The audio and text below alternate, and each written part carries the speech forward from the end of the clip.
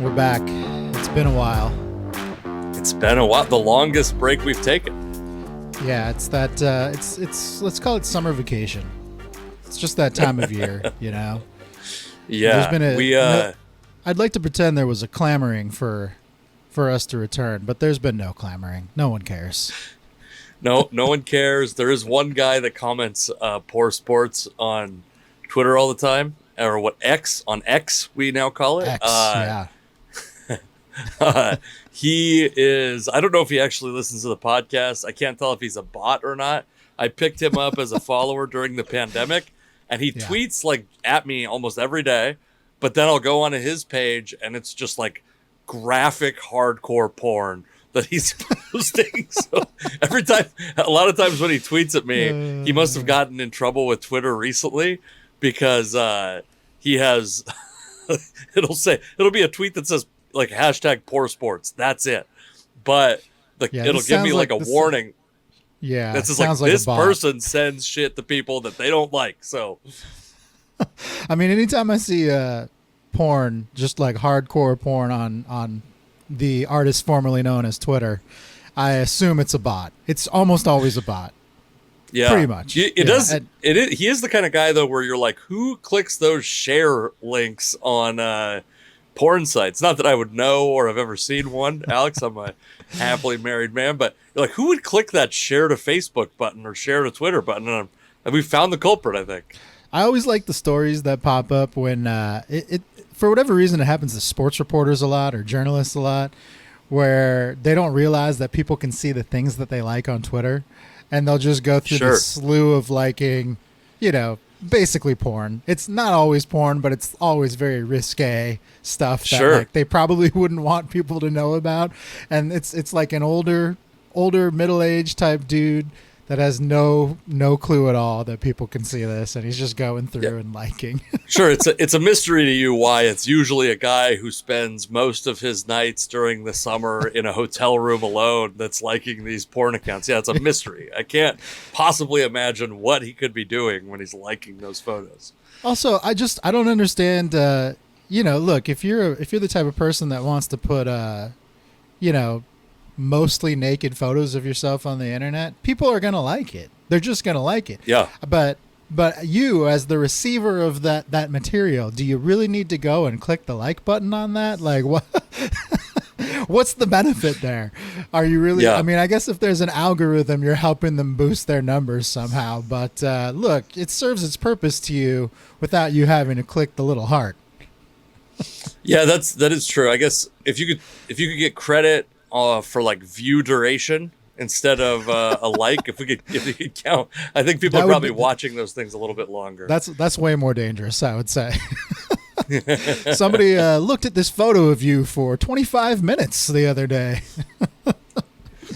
Really bad.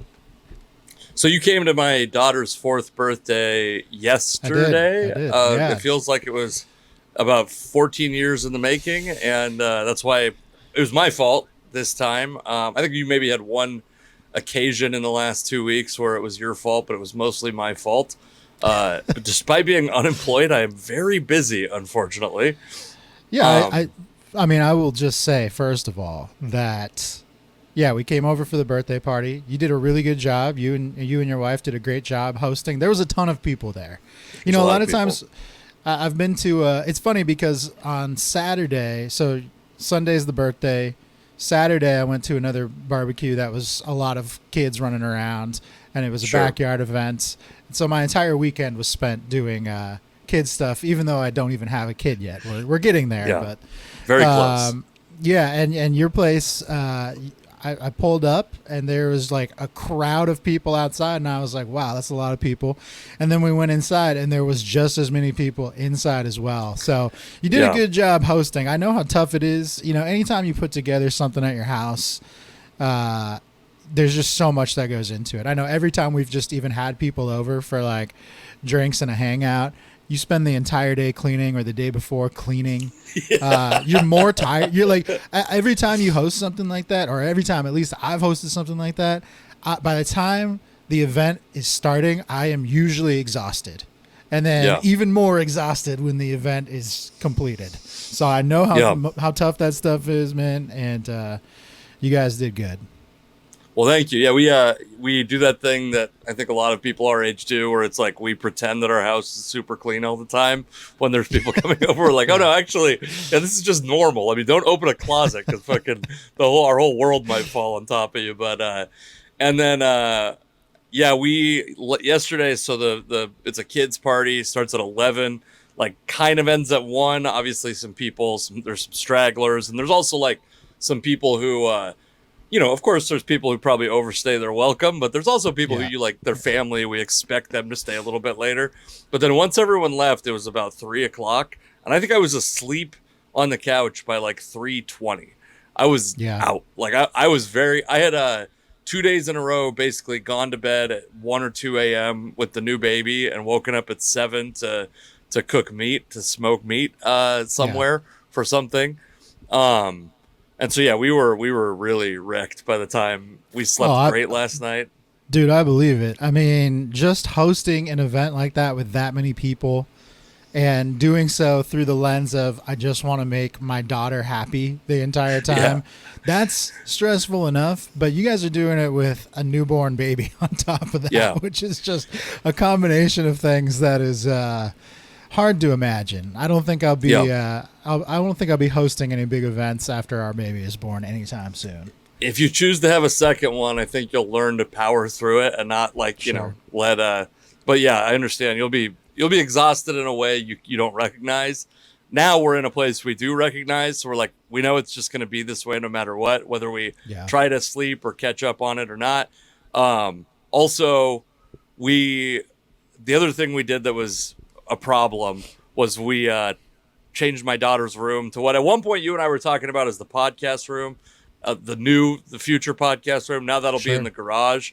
But we moved her room in there, which meant that there's a 3-room swap that had to happen. So we essentially built a new room for her and then moved like everything kind of shuffled around. We took 1,600 pounds of furniture to the dump, furniture and garbage and stuff that we've been talking about this offline and on the podcast for a little while.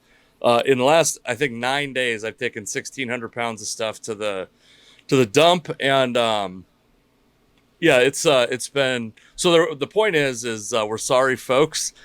Also, I feel very bad at like just allowing my wife down there is right now. She's got 2 kids. She's fending off 2 kids right now. And I feel bad because I'm like, I should be involved in this in some way, but I'm up here, doing this very lucrative podcast. If it weren't for the hundreds of thousands of downloads we get every episode, I wouldn't be doing this. But I totally understand.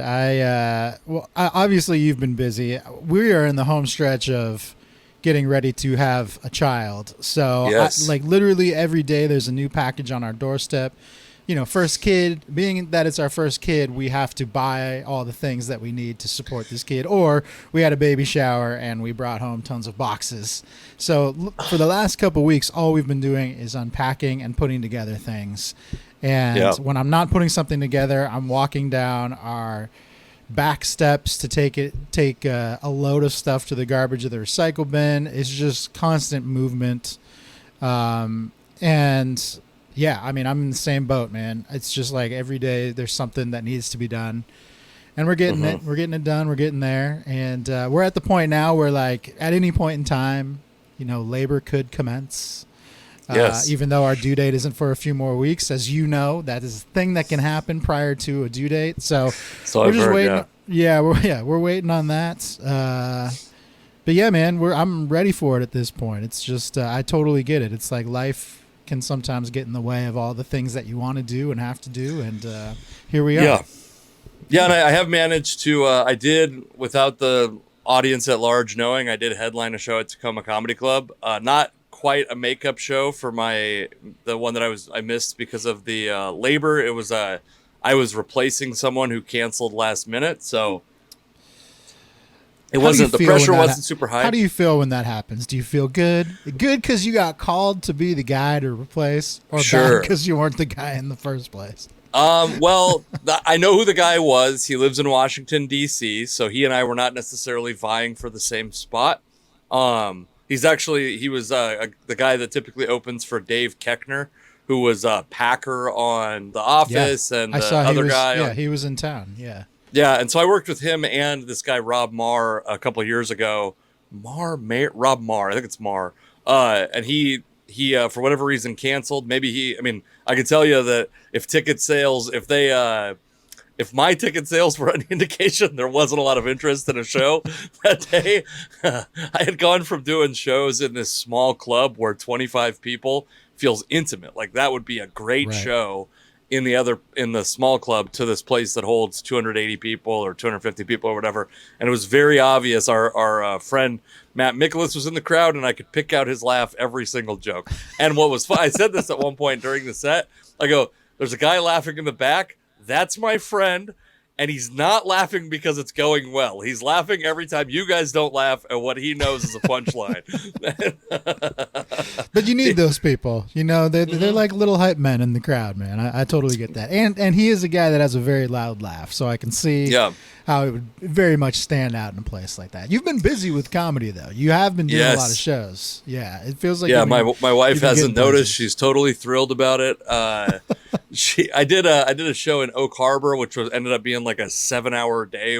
It was Yeah. 4 hours of driving, an hour and a half a show, and then probably 2.5 hours of driving home.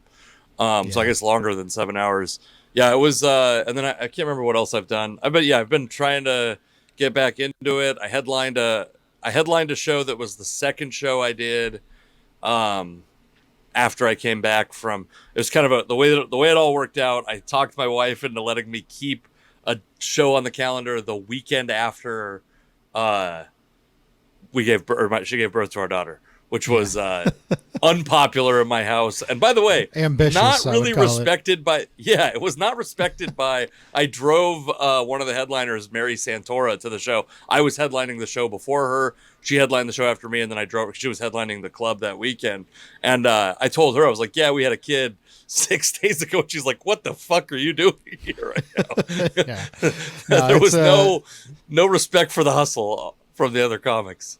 No, I totally get it, man. I've seen the entire spectrum. I've told the story before about my friend that went and played golf the day that his second child was born. Second child Like is a 3 hours different, after. Yeah, just a few hours after. Second child is a complete different dynamic than first child. Like I'm already prepared. I'm prepared to go back into like COVID lockdown mode where like I'm not even leaving the house. I went out and I was like, I need like 4 more things to complete what I consider a home gym that could replicate what I do at a regular gym. And I'm the type of person, I go to the gym pretty much every day. So for me, like that's my escape, right? That's how we can tell, because you're so swole. Yeah, no, I'm not that swole. but it's like for me, that's the nice escape. I like to go to the gym, do my little exercise. It makes me feel good. Then I can go eat all the sandwiches I want afterwards and eat and drink whatever I like. You know, I'm playing for the push. And and then playing for the push is a great and then way I to come describe home, it. right? But now I know when we have this child, the opportunity to leave the house will be few and far between. So I've gone through the motion of replacing or I guess filling all the needs that I have for like a home gym, and I'm prepared to just like never leave the house again, and I'm like making peace with that. I know that's an overreaction. I will get to leave sometimes, but first kid, different dynamic, man. And lately, especially with the weekends events, with your the event you put on and my other friend, where there were a lot of younger parents with young kids, just did a lot of talking parenting with people. So it's always nice. I mean, I'm not the type of person that's like I necessarily want to take the advice, but I will always want to hear the stories and just kind of like see what people's experiences are, because you'll be able to learn something from someone's experiences every time you talk with them. Yeah, for sure. And I think one thing I will say is I have a friend, probably my best friend, when he had kids, I remember he just like his life shut off. And basically he was always in the state of guilt that I feel right now so he didn't want to leave the house because his wife didn't want him to be away. Well, it was like a little bit of a scorekeeping thing where it's like it's not fair that I have to deal with these two pieces of shit. You should also have to be here suffering with me, And And we try really hard. I told him, I was like, we're not going to be like that. And he's like, you'll see. And I will say, I think my wife and I do a very good job of balancing our lives so that we still get some time away. I get a little bit more because of comedy. At least I'm getting paid for that time. I will occasionally leave the house for a non-comedy related thing that's recreational. And my wife is like, has carte blanche. If she ever wants to go and I don't have something on the calendar, go do it. And you'll figure out. I mean, the toughest thing is, I think you and your wife have a similar dynamic to my wife. I love hanging out with my wife. Like, and you will get way less alone time with your wife. A lot of times when you get to go do something fun, or she gets to go do something fun now, it will be at the expense of the other person.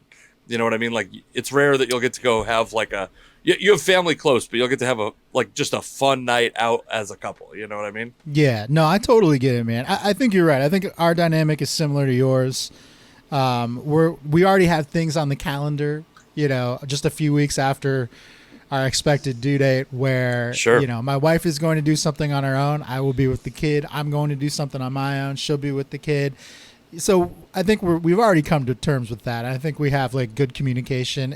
I totally know the guy that you're describing, not personally, but every friend group has the parent that gets to escape like once a year. And when that person, here's the thing about that person. And I think if there's any women out there listening, you have to understand what your husband is like on those rare moments when you allow him to leave the house. This man wants to see strippers and find cocaine immediately.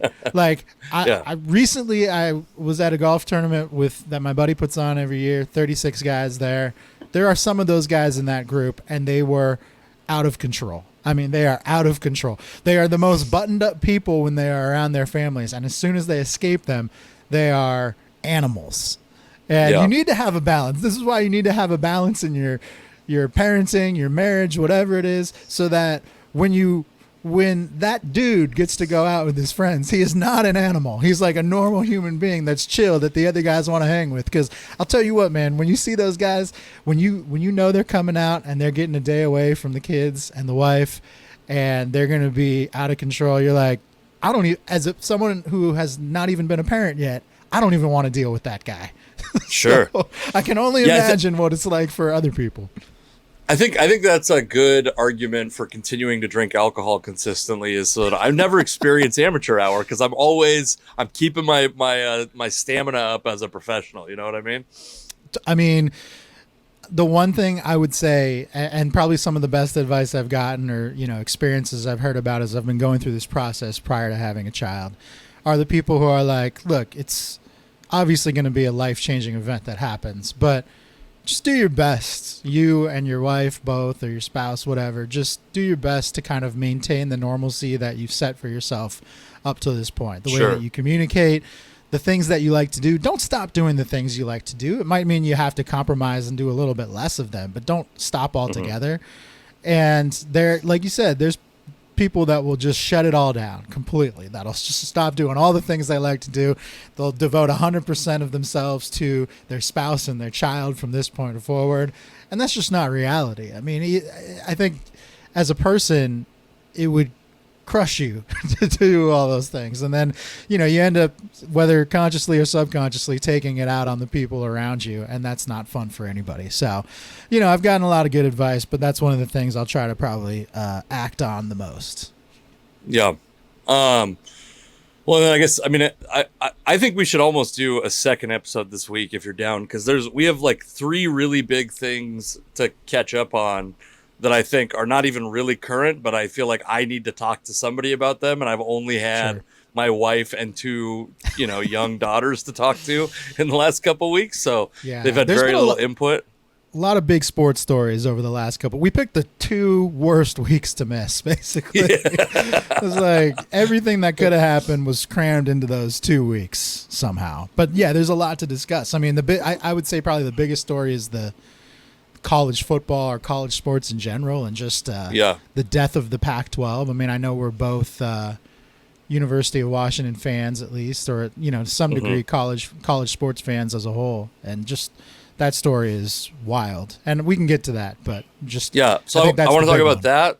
I want to talk about the running back situation, which seems to have calmed down but not resolved, but the running back situation in the NFL, because I've had strong opinions on that for years, and I think that my opinions and reality are kind of at a point of convergence right now.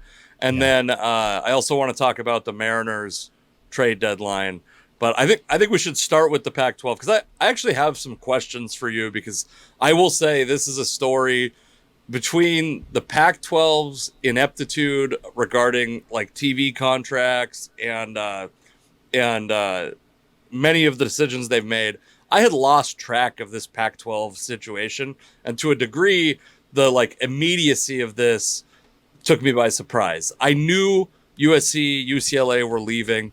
That was sad. It was a break from tradition. Were those two founding members of the Pac-12, USC and UCLA?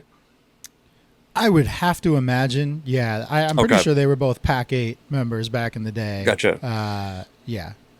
So this is the conference that I've always known, and it's steeped in tradition, and it's also steeped in somewhat of identity for guys like you and I, who have constantly felt like our favorite teams were fighting the East Coast bias, especially. I mean, it's very vivid in pro sports, but I think in college sports, it's magnified even further. The South, especially Southeast bias, it feels like to me in football in particular, and so the Pac-12 dissolves, and it's what happened? How did we get to this point? Yeah, it's there's a lot, and you kind of have to go back about, probably like 30 to 40 years to like trace the origins of like how we got to this point. But, historically, geography is what dictated college sports. We're used to geography and your region being what determines, who you play, how you play, where you play, all of those important things. And now I think we're seeing just like this it seems like it's a very abrupt shift to no longer geography playing a role. It's more like pro sports. In pro sports, geography doesn't matter. You got teams all over the U.S. and sometimes in Canada as well. It's like you're going to go anywhere to play anybody. And now, with all the money in college sports, whether it's through these media deals that these schools are getting, or whether it's NIL where the athletes themselves are now getting paid, now it's more like a profession. It's less like the student athlete college experience that we've kind of at least been sold in the past, whether you believe it or not. I don't think anyone ever really thought that these quote unquote student athletes were on the same playing field as like average students who are not athletes. But so much money in college sports that geography is kind of out the window, and now it's just about media rights, right? And so as you kind of look back over the history of these conferences with regard to the Pac-12 specifically, as this conference has grown from the Pac-8 to the Pac-10 to the Pac-12 just a little over a decade ago, it's like you can see that these bigger conferences, the Power Fives, the traditional Power Five conferences, have been really just trying to expand and grow as much as possible. And in the last few years, like that growth has become more aggressive from the biggest conferences in the country. The Big Ten, the SEC, the Big 12. Those three that really care more about, I would say, college football, but you can argue all college sports in general. They care more about their college sports than maybe the two coasts, the East Coast and the West Coast. And they've been just trying to like one up each other. Each time they like add a new member, the other conferences have to kind of keep pace and keep growing at the same time. And that's really kind of put the Pac-12, the ACC, the Big East, some of these other like fringe power conferences behind the eight ball. And now they're talking about, we really have seen kind of like the Pac-12 fall apart, but now there's potential that like the Big East, the ACC could fall apart as well, because they're not very strong college football conferences. They're more basketball focused. Right. It's wild, man. It is like you said, we've grown up with the Pac-10 or Pac-12 conference. There's a lot of people older than us that go back even farther with this conference and its regional affiliations. And now we're at a point where it's just flat out, it's not going to exist anymore. If the name sticks around, if they combine forces with like the Mountain West or some of these other Western-based schools and kind of keep the name around, that's one thing. But, if UW's not there, if Oregon's not there, USC, UCLA, and now all of these kind of like Southwest schools that have jumped to the Big 12, it's not the conference that we know anymore. Whether the name sticks or not, it's certainly not a power conference the way it was. So it's just, it's, I saw people that were out there just kind of like celebrating it. I know a lot of Husky fans were like happy that UW jumped ship to the Big Ten. as a UW alum and fan, like for my whole life, I can understand why you would be happy that your team went and basically allowed for its own survival by going to the Big Ten and taking in the money that it needs to keep going. But it's to just like dismiss the sadness of the moment is kind of silly. You know, I know it seems like this is the one thing that's kind of like an inevitable machine that has been created in college sports. And yet fans, I would say the majority of fans are not thrilled about it. And rightfully so, you know, like whether it's just the nostalgia and tradition that you're holding on to or something more than that, man, it's tough to watch it all go down. Because I don't think we talked about this, but it might have been on our list of topics at one point and we just skipped it as the topic. But to me, it seems like the canary in the coal mine that I didn't appreciate at the time was San Diego State applied for membership of the Pac-12. Maybe it was accepted and then rescinded that application and decided not to join the Pac-12. And this, of course, was as USC and UCLA were leaving. So yeah. I think like them joining made some sense. It didn't seem like you were gonna add to the top. You were probably gonna add from the bottom. And also like losing USC in particular, you were gonna lose some cachet as a conference no matter what.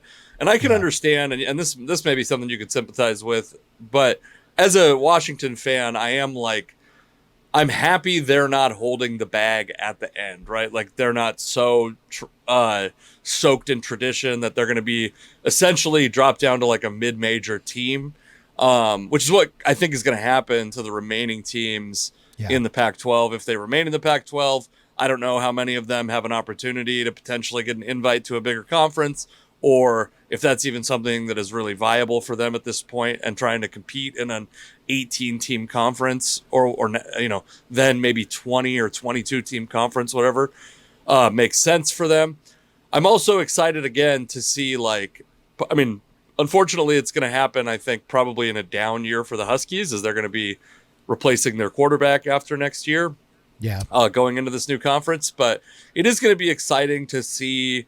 There's not going to be any more, or not nearly, they're not going to be in the SEC, but there's not going to be these like constant dismissals because, the conference is weak, so none of these conference wins matter for anything. And especially once the Pac-12, because you and I are also from a time when the Pac-12 was one conference, and even seeing that it split into the North and South divisions was odd and felt like, especially when you're in the weaker of the divisions through most of the time there's been a Pac-12 North and South, those conference wins were worth even less in the minds of the people who make those decisions, you know?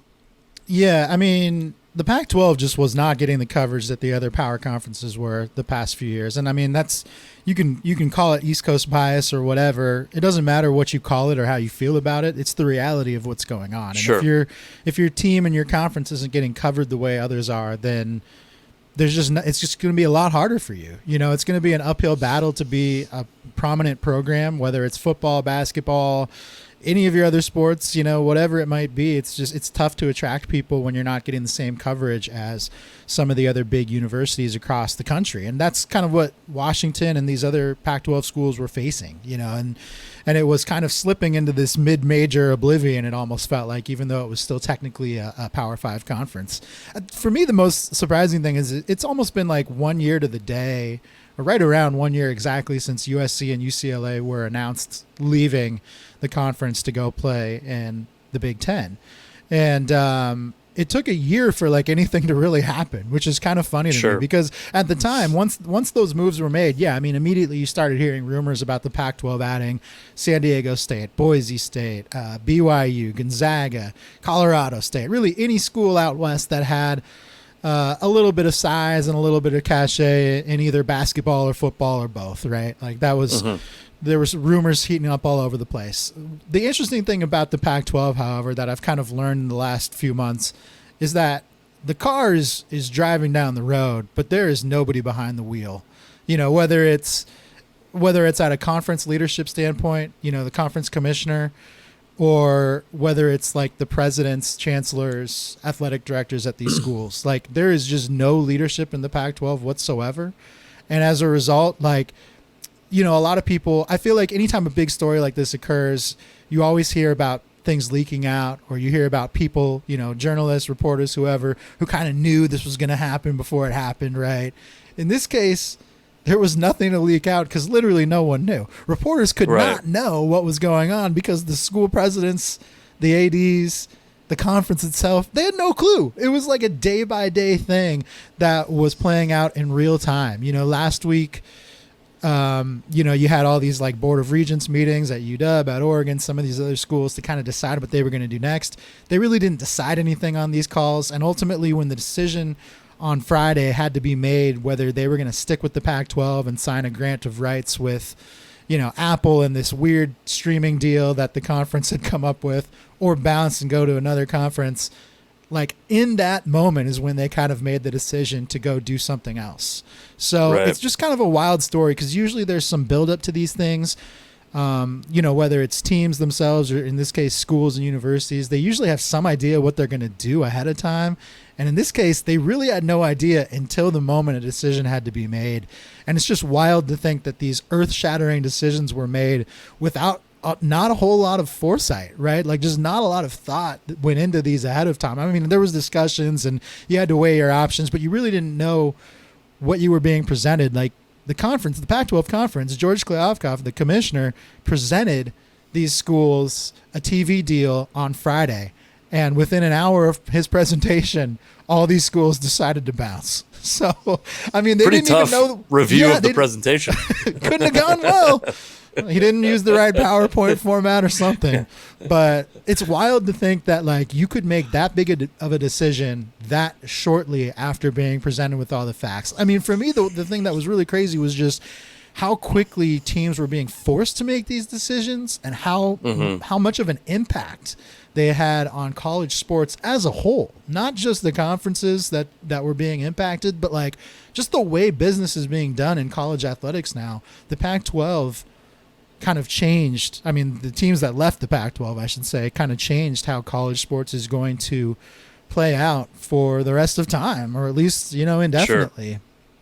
Yeah. And I think there's, so it kind of feels in the way you were describing it, kind of feels like a combination of when the Live PGA attempted merger anyway, was announced, and it was like out of nowhere, nobody knew. But also kind of like because of the teams leaving, kind of like also when golfers were leaving the PGA for Live, and you don't want to be, the fucking Rory McIlroy who doesn't cash in on $200 million or whatever on his like morality stance to just look like an idiot when the people he was being loyal to sell him out months later. You know what I mean? And I feel like that's the situation that I'm happy the Huskies aren't in, and it feels like the Pac-12 teams were pushed into that same kind of corner. Absolutely. Yeah, I think that's a really good comparison. I think with golf, the difference is like you could argue that these players who were leaving for Live probably didn't need, like they're rich already, right? Like they're doing good financially for the most part, but now they're getting like otherworldly rich by going to the Live Tour. So money certainly was a deciding factor there. And that's the case for the Pac-12 too. The difference is these schools, like Washington State especially, and I'm sure a lot of the other schools in the Pac-12 conference, that the COVID years really did a number on these teams, did a number on these schools. Any revenue you were bringing in for sports basically dried up during 2020 and 2021. And that set a lot of these schools back, especially with the Pac-12 didn't have the best TV deal. The Pac-12 network was kind of an unmitigated disaster, and they were never making as much money off the Pac-12 network as they were originally promised many years ago. And so these schools were never bringing in the kind of TV money that a lot of the teams in other conferences were. And as a result, when COVID hit, I mean, they really, really went into debt. I know for Washington State especially, like they had spent a lot of money up front, not anticipating, losing revenue like that when the pandemic came around. And so just those 2 years that things were really bad for universities and for all of us being trapped at home, they just weren't making any money, and they weren't able to kind of like keep up with all the expenses that they had. And so, financially, they had to go out and get as much money as they possibly could in a TV deal. And for Washington, I mean, I'm sure after they saw this Apple streaming deal that was being presented to them by the Pac-12 and the amount of money that may or may not come from that deal, it just made more sense to go get money from the Big Ten that was guaranteed and was more stable down the road. I mean, this Apple streaming deal was much less money that was being presented to each of these schools. And on top of that, it was like a 2-year contract that they could get out of, basically with options, down the road. And so it's kind of a weird, that Apple could get out of. That the schools could. So gotcha, I get what the Pac-12 was doing. They were basically coming into this deal and saying like, our product is worth nothing right now. So we need like a short-term deal to try and build our value back up. And so if we take this Apple streaming deal and every school gets, up to $20 million from this deal, then 2 years from now we can renegotiate and maybe get a lot more money out of that. Because the $20 million compared to what teams in the Big Ten, the SEC, the Big 12 are getting was nothing, and for a school like Washington and schools, other schools around the conference that have all this debt that they have to pay off, $20 million just wasn't going to be enough to cover those costs. I think the misconception that a lot of like sports fans have, or even just people that kind of follow what's going on in colleges and universities, is that football and these other sports are like huge revenue generators. And they do generate a lot of revenue, but they cost a lot of money to operate, much more so than like, the research and all the kind of educational stuff that's going on to help pay bills behind the scenes. So, even though you're bringing in a lot of revenue from football, it costs you so much to run a football program that the profit isn't great. So you have to go find ways to make money elsewhere, and TV right now is like the main way to go do that. And the Pac-12 just did not have an in on anything related to these TV deals compared to the other conferences. So it made things, I think it made the decision for a lot of these schools to go elsewhere much easier.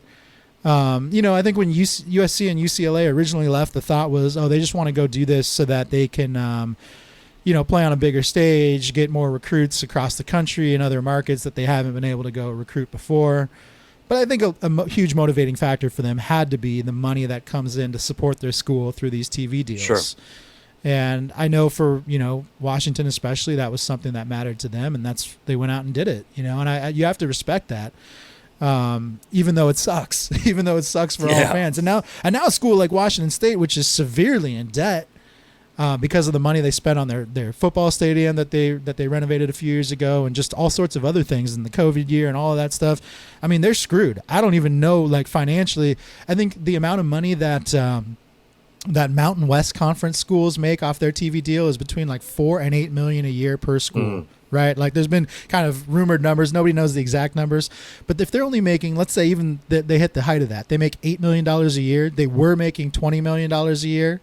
And then a school like Washington is making $30 million a year off their TV deal. I mean, that just puts you so far behind. And how are you supposed to go pay off those debts that you have? There's just no way to do it. There's going to be like wholesale restructurings that a lot of these universities have to do, whether it's cutting like all sports programs or cutting big sports programs. Just the whole landscape of college sports as we know it is going to change because of how this money has played out, how schools have spent money in the past because of the pandemic, all these factors.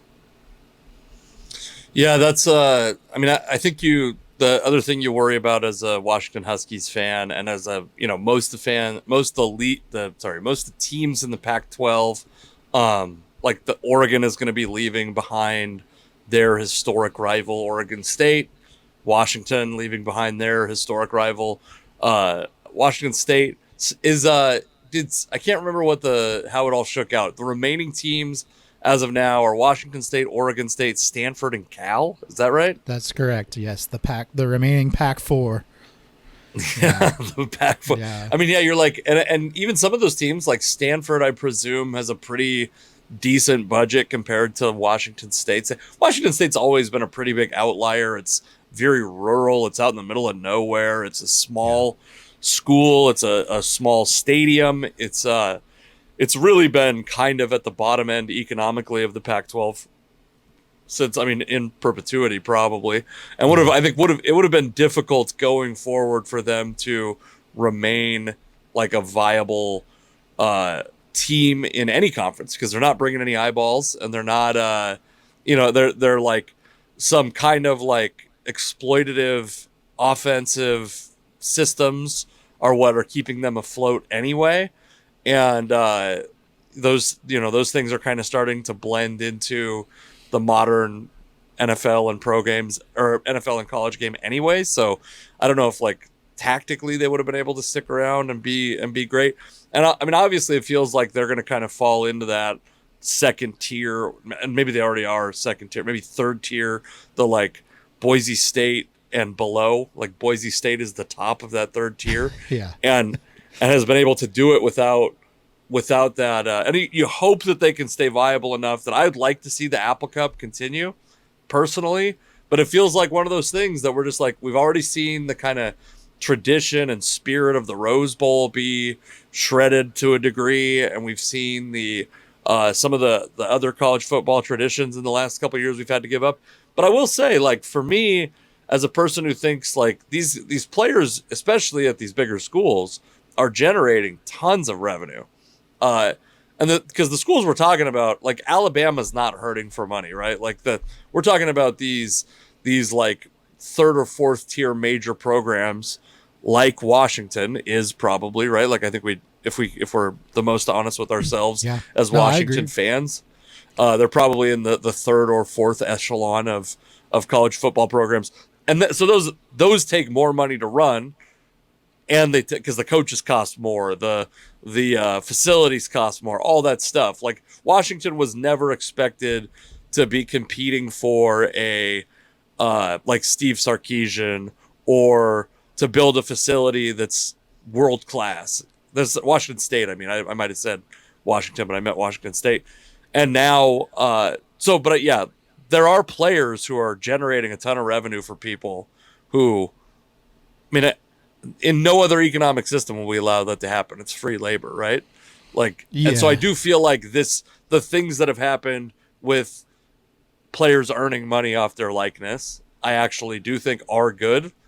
And I think there's a part of me that's like, I didn't necessarily expect it to create this level of destruction of what I remember of college football, but also it's like a necessary evil to me.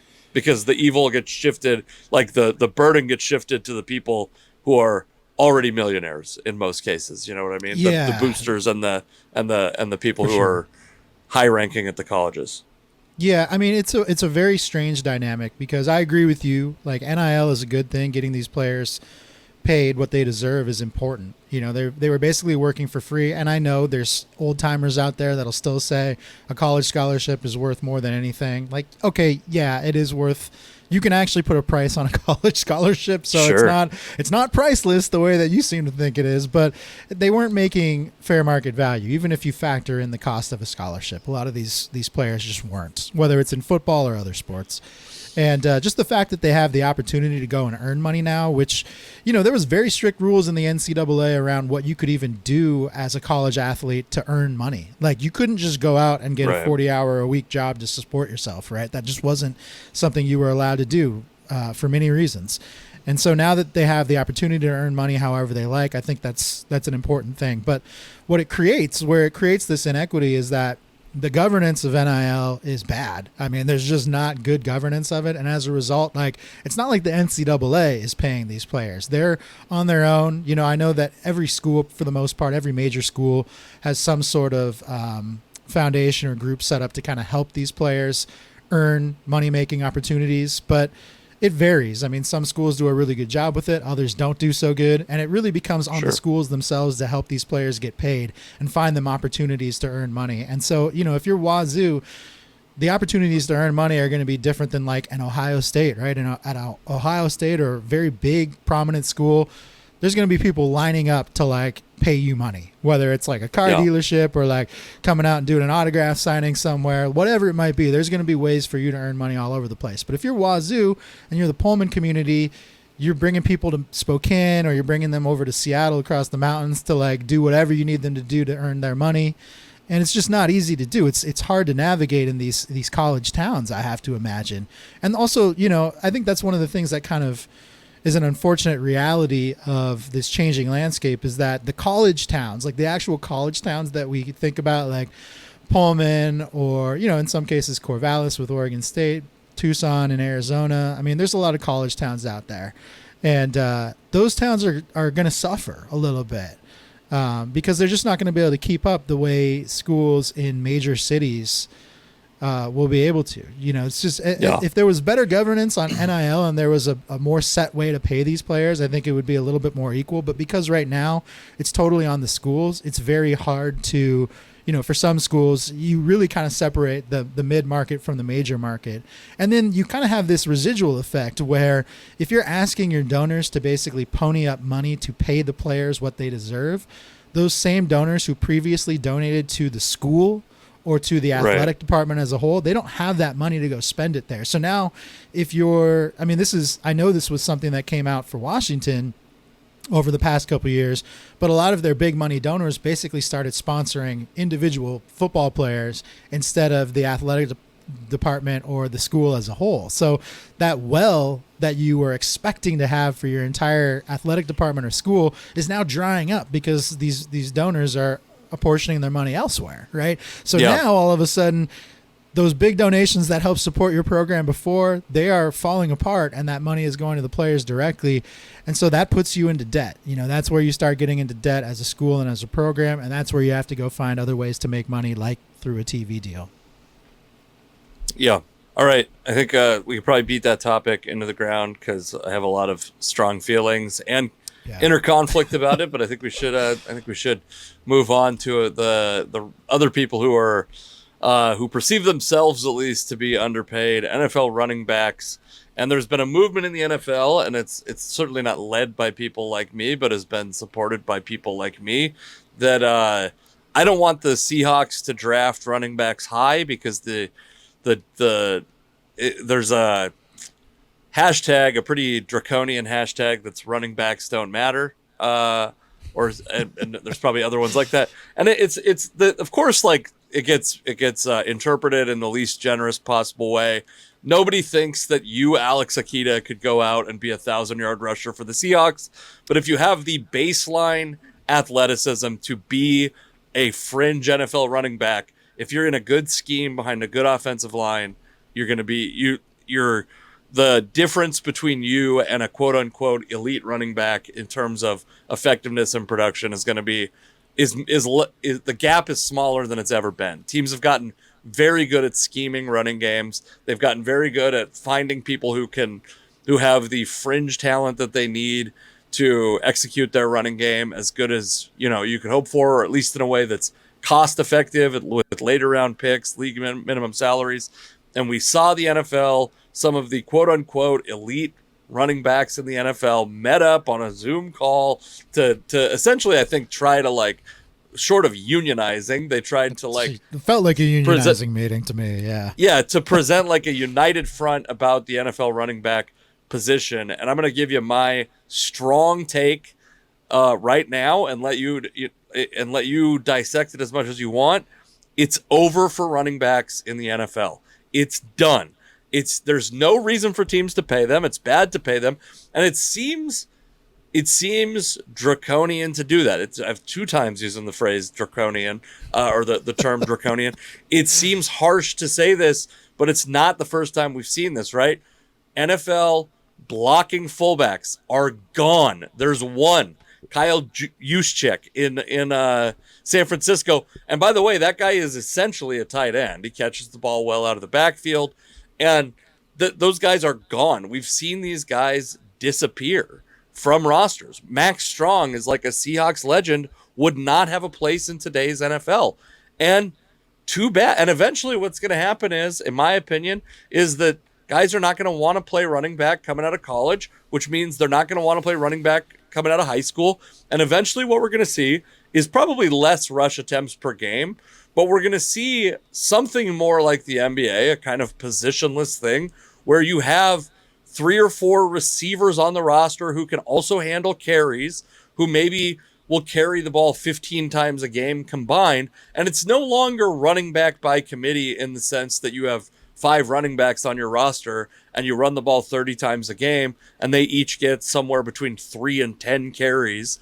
What we're going to see is running back kind of by volunteer. Like, this is by happenstance. These are the 4 guys that we think and you'll probably carry 7 or 8 receivers now, or maybe some of these guys will be tight ends in their, their other roles, but it'll be the running backs will be guys filling in that spot, not guys who are designated running backs for a lot of teams, I think, coming up.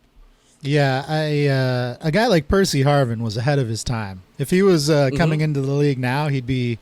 I mean, he was always coveted and considered valuable even when he was playing, but even more so now because he was kind of at least when he came out, was more of an athlete, kind of a running back receiver hybrid, and ultimately more of a receiver. But somehow Michael Robinson was 15 years too late. He was went from quarterback to receiver to fullback. Like, what the hell are you doing? Yeah, no, I do think there is more of a premium now on just like you said with the NBA, kind of a positionless athlete in football. Mm-hmm. And it's kind of wild how we've gotten here. I mean, you think about in the 90s, early 2000s. It wasn't uncommon every year to see a top 10 pick as a running back, right? And then, about a decade ago, things started falling apart. You had Trent Richardson as a number 1 overall pick. He was a complete bust. You had a guy like Eddie Lacy as a high pick. He was a complete bust. You see all these premium running backs coming out of big schools. They had great college careers. And rather than being coveted by NFL teams after kind of these busts had their falling out, NFL teams started to realize that more likely these guys have a lot more tread on the tire, or a lot more wear on the tire, I should say, than a guy who was a backup in college or something like that. And they kind of started to realize that running backs are a dime a dozen. I feel like the Seahawks were one of the first ones to really kind of dive headfirst into this with Chris Carson, a 7th-round draft pick. But then what did they do, Alex? But then what have they done since then? But they love the running game. I mean, there's regardless of how you feel the NFL is trending, the Pete Carroll-led Seahawks they're gonna zig when everyone else is zagging, right? So I don't even mind them running the ball. Which I do think is a little silly that they're focused on running the ball. But the argument is not should you or should you not run the ball. In this case, it's is there a meaningful difference between a 1st or 2nd round pick running back and a 5th round pick running back? And I think Chris Carson is the exact example. And it's not just him, right? It's Travis Homer looked effective. DJ Dallas looked effective. These guys are late round draft picks. And sure, what's his name? Kenneth Walker looked great. And we got Zach Charbonnet. Charbonnet? Is that what we're going? From UCLA. Charbonnet? From the Big I'm Ten's a Kenny UCLA. McIntosh guy from the 7th round pick out of Georgia, I think. Guy that could catch the ball out of that's my horse. Because I think that's. I get what you're saying. I totally get what you're saying. I think the gap between undrafted running back and 1st-round running back is maybe narrower than it's ever been, for sure. But I think what you get, and I think Chris Carson was a good example of this. The 7th-round guy can look the part. He can be jacked. He can run fast. He can even catch a little bit out of the backfield. He can do all the things you would want a running back to do. But the red flags raise themselves in other places. With Carson, it was injuries. This guy cannot stay healthy. He just couldn't stay healthy. I mean, he was not, you think of Marshawn Lynch. That was a guy you could count on for 16 games every season. He was never going to come out. He just wasn't going to come out. You didn't even really need a backup for a guy like Marshawn Lynch. Chris Carson, you better have 2 or 3 more guys ready to go at any given point in time because he could get injured at any moment. So I think that's maybe where the difference is. If you're going to go out and you're going to draft a running back in the 2nd round now, that guy better be durable and talented. He's got to be talented and durable. And the Seahawks, you're right. I mean, they've done nothing but waste high picks over the last few years since Chris Carson on running back, starting with Rashad Penny in the 1st round, and he wasn't durable at all. I mean, he was probably less durable than Carson was even. So it was they're trying to figure it out. The Seahawks are probably a bad example of your argument overall because they're just so committed to running backs. But I agree with you. But they've been absolutely trashed. They've been trashed every time they've taken a running back high, and there will always be. I mean, Atlanta took the Texas kid who I can't think of his name. Bijan Robinson, Bijan Robinson. And there's going to be teams that make bad decisions. that isn't really that. Like the Seahawks have won in spite of their running back focus, not because of it, right? And even with those guys being successful, even with Kenneth Walker having a very productive 2022, with Rashad Penny had 6 games or whatever that were like incredible. But yeah, Rashad Penny, first round pick, not durable. It's not, these guys aren't necessarily like, the durability is to a large degree luck because it's a contact sport and knees are fragile. I have learned recently. So it's like, it's not really necessarily the players like that. There's that saying, I say it about my own comedy. My greatest ability is my availability. And that's like a big thing with running backs also. But some of that is like not in that guy's control. You might have a guy who's never been injured in his entire career through high school and college who comes to the NFL and just has like a catastrophic knee injury, right? And that's like, and there's maybe nobody taking more hard contact more often than an NFL running back. No, that's part of the reason why they have become expendable is because the injury risk at the running back position is like higher than almost any other position on the field. You'd have to imagine you're just basically throwing your body into a wall of gigantic dudes. Like it's probably not going to end well most of the time. But, I think it feels like every year when we get to draft time, like one guy gets anointed best running back. This year it was Bijan Robinson. And there's always one team that has to rush to get best running back. And then if you don't get best running back, you just wait a couple rounds. After that, there's like this steep drop off from the guy that we've anointed the best. And I get it, man. Sometimes some of these guys, you see them, you go look at their tape or whatever, and they look otherworldly talented. But running back is also one of those positions that's so dependent on the rest of the team around you. Like if you don't have a good line in college, you're probably not going to look like a very good back. And so a lot of these guys coming out of SEC schools, of course they look like great running backs. They have the best offensive linemen in the country. Often their team is just kicking the other team's ass, so they have to just run the clock out so they get opportunities to pad their stats at the end of games. And they're not getting touched. They're often not getting touched because the dudes in front of them are manhandling the slappies on the other side. It's like this weird kind of circumstance of events where if you're an NFL team, it's probably harder than ever to just go out and forecast a running back at all. And then to try and spend a high draft pick on a guy that you're not even sure if he's that good or if the team around him is that good, like that's really hard to do. At least with a quarterback, you can talk to this guy and be like, all right, he's not a total dummy. He's going to be able to execute our offense. You can watch his tape and be like, all right, he can throw the ball 70 yards in the air off 1 foot. Clearly he has some arm strength. Like you can see a quarterback's tangible measurements, just whether the team around them sucks or doesn't. With a running back, it's a lot harder to tell if he's a product of the system around him or the players around him or just solely doing this off his own individual ability.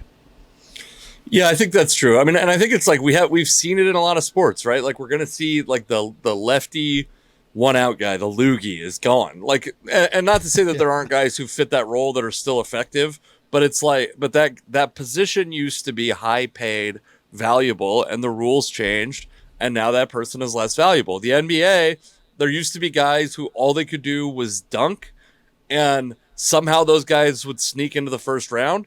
Like a Chase Buttinger is a guy who I was like, this guy is gonna be. I mean, the great That's a white really hype, deep you know pull. what I mean? But he was like a guy who was a J.R. Smith was another guy who I loved. Who one of the things that was most, he could shoot from the outside and he could create his own shot, and he actually ended up having a decent NBA career. But these guys who make their money off dunking, we can all do that now. Not me, but in the NBA, like they can all do that now, right? Like even guys who can just shoot from the outside now are tough to. That's a tough sell because they can all do that now. Like a guy that I always thought was going to be an incredible NBA player and was underappreciated by scouts. I thought CJ Wilcox was going to be incredible, but the guy's like a one-dimensional player. And I think that's kind of what the running back position is becoming, is like these are guys we can't have on the roster anymore because they're one-dimensional. If you can't catch now, if you can't not just catch, if you can't run routes from the actual God damn it. I'm line of scrimmage. From the line of scrimmage. If you can't run an actual route against the cornerback, and it's not just like this swing pass, check down shit, like guys that can catch that are a dime a dozen, but a guy that can run an actual route, and then you got to be able to do it as good as at least the 5th best receiver on that roster. Otherwise, you're not on the roster. You know, it's over. No, it's true. It's over, is what I'm saying. Yeah, I would agree with you. I think this whole meeting that these guys did, where like the unsigned veteran running backs were trying to figure out what to do next. I can't imagine. Yeah. I wish I could have watched the meeting just from a standpoint of I'm sure they decided nothing. Like clearly nothing's come out of it. It's been like 2 weeks now. Like, well, Saquon signed a deal that was like he barely got more than the franchise tag as essentially a consolation, like as a probably a goodwill gift that the Giants were probably stupid to give him. And Saquon Barkley is, on talent alone, maybe the best running back we've ever seen in the NFL. But in the modern game, it doesn't matter. He's shooting layups when we're all dunking. He's shooting mid-range jumper. It's like a guy who makes his points shooting mid-range jumpers in the NBA.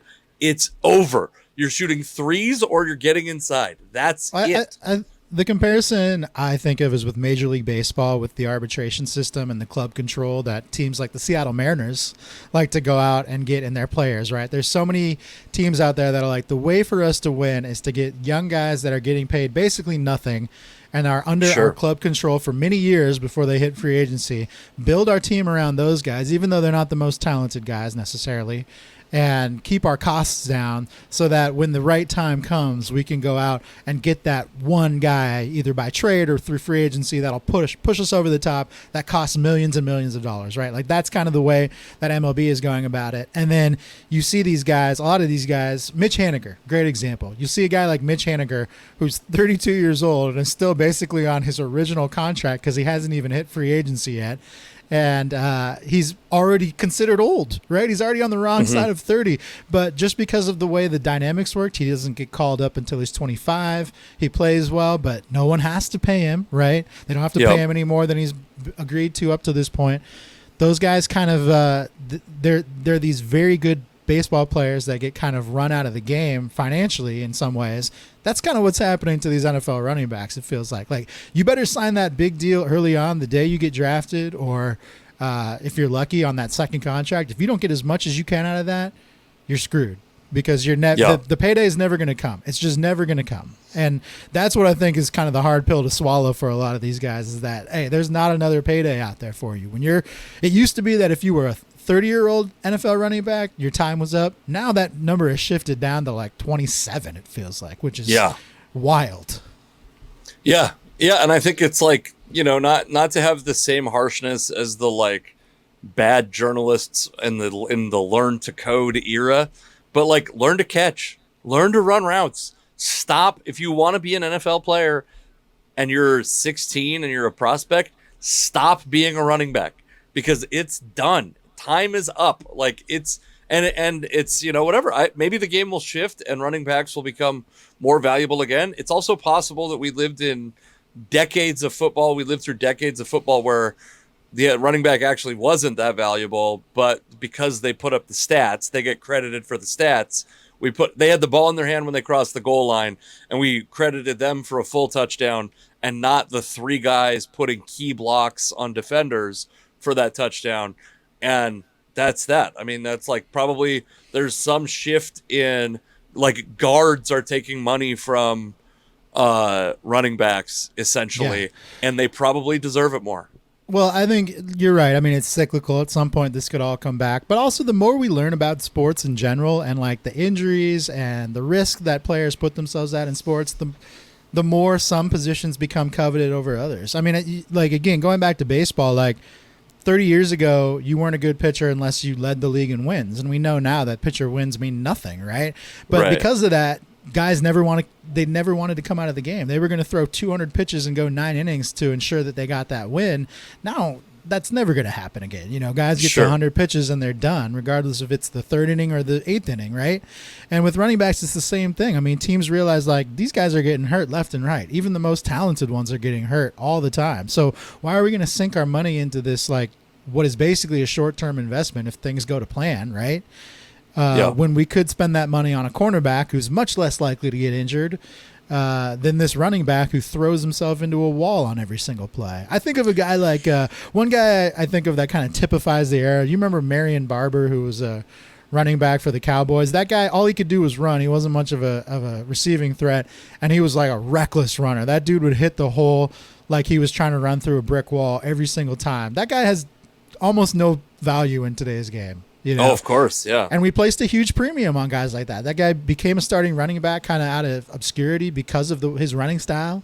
And he had a short career because of it. You know, he had a shorter career than maybe some others would because of the way he put himself at risk. It's kind of like the pitchers back with MLB. It's like the ones who are willing to go out there and like throw their arm off, we put a premium on them a few decades ago, and that's not the case anymore. Jamal Anderson is the guy that I think of, who maybe caught the ball a little better than Marion Barber, but also I think broke the record for carries by a running back and ran for like 1,600 yards on 400 carries or something like that, and then his career fell apart because it's, I mean, again, it's like that's 400 extra. I mean, that's like in car terms, like you were doing. It's like if you put 400,000 extra miles on a vehicle, it's gonna be tough. Like it's gonna be hard on that vehicle, and also, I mean, I just think like the other thing is it doesn't mean that running backs aren't valuable in other leagues, like in college sports. I do think like Bijan Robinson is a special college player, and where there's a talent gap, maybe his specific skills exploit the talent gap more obviously. I think that in the NFL, everyone's fast, everyone's big, everyone's, you know, physically gifted. That is like the big trait you need as a running back, is to be physically gifted. They're all that. Every player is that. So like, I think that even like also the Deebo Samuels of the world, I think the Deebo Samuels of the world have made it obvious that you can draft guys who can play receiver, who can also run the ball from the backfield, not on these reverses and jet sweeps and all that stuff. They can actually line up in the backfield, run the ball. And also, I'm going to tell you my bold prediction of this is I think the last 1,000-yard rusher is playing in the NFL right now, or roughly. I mean, it may not be. Maybe at some point there will be some stupid Seahawks team that, you know, Pete Carroll Jr. comes in and wants to run. But I mean, like the last regular 1,000-yard rusher is in the NFL right now, is what I believe. You might be right. I mean, it's totally possible. I know we have to move. His name might be Bijan Robinson. I mean, I think, I mean, that's the hope for the Falcons, right?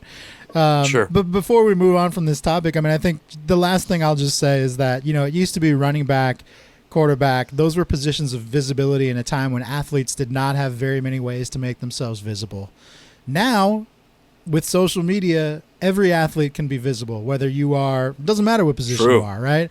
And because running back was such a position of visibility, I mean, if you were a high school kid, you made your name as a running back, you got the girls, you got the accolades, all of those things that are important to you, right? You don't have to be a running back anymore to get that same level of exposure. And I think that's going to, you know, for a lot of people that maybe wanted to play running back or played running back at a younger age, they'll be able to make that shift to a different position more easily than you could have 20 years ago, because people will still have the same exposure and visibility to you that a running back gets. Yeah. Yeah, and I mean, that's the thing, is like, I have no doubt that if Marshawn Lynch was given, I mean, I think his body might look different if he played receiver growing up, but I think like that dude could have very easily played receiver if that's what he put his mind to.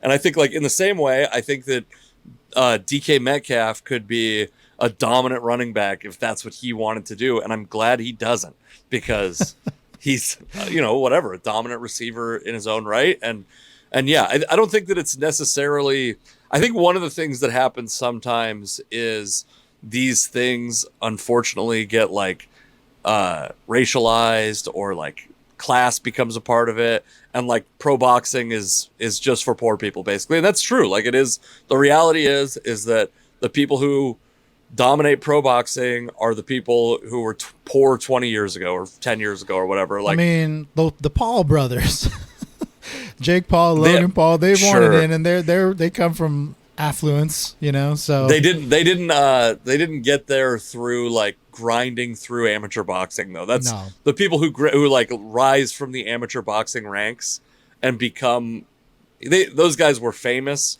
This is glorified celebrity boxing, which is not on our list of topics.